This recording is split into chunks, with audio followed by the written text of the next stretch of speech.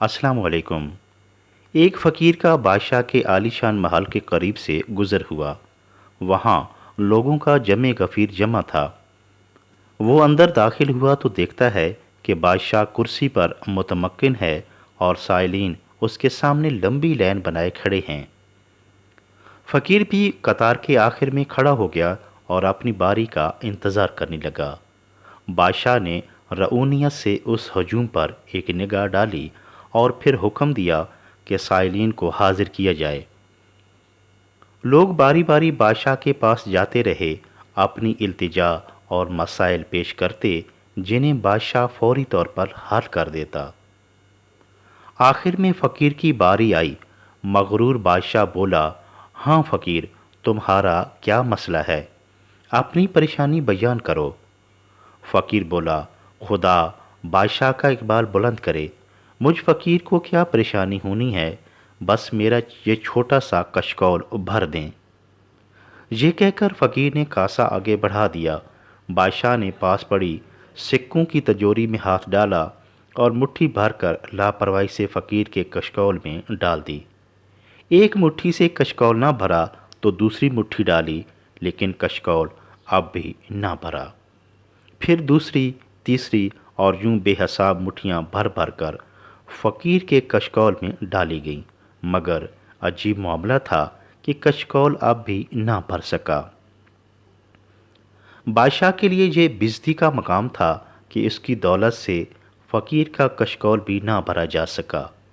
بادشاہ نے وزیر خزانہ کو حکم دیا کہ سکوں اور ہیروں جواہرات کی مزید تجوریاں لائی جائیں، مگر ان تجوریوں سے بھی فقیر کا کشکول نہ بھرا جا سکا۔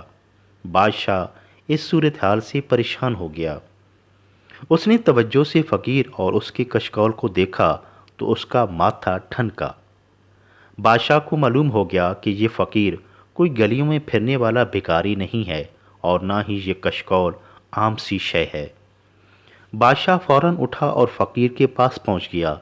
بادشاہ نے کشکول کو ٹٹول کر دیکھا اور فقیر سے پوچھا کہ یہ کشکول کس چیز سے بنا ہوا ہے۔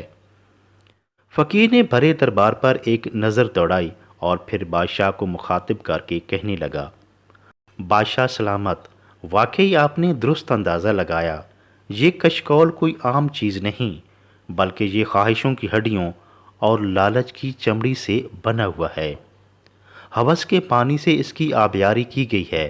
بس یہی وجہ ہے کہ یہ کشکول دنیا کے مال و دولت سے نہیں بھرا جا سکتا۔ بادشاہ فقیر کی باتیں سن کر بڑا متعجب ہوا کہ اس طرح کا کشکول زندگی میں پہلی بار دیکھا ہے۔ بادشاہ اور درباریوں کی حیرت کو بھانپتے ہوئے فقیر دوبارہ بولا، انسان کا مزاج بھی اس کشکول سے ملتا جلتا ہے۔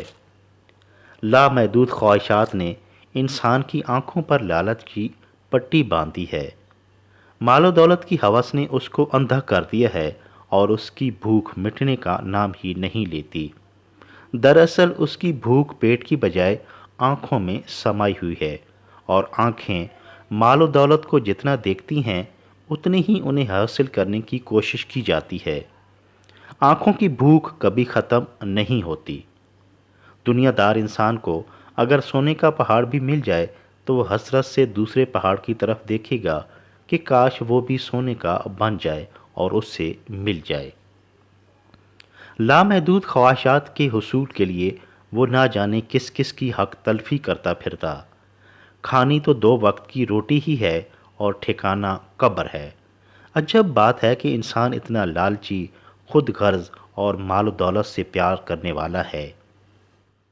اتنا کہہ کر فقیر نے وہ کشکول بادشاہ کے قدموں میں الٹ دیا اور وہ سب کو حیرت زدہ چھوڑ کر تیزی سے اس کے محل سے باہر نکل گیا۔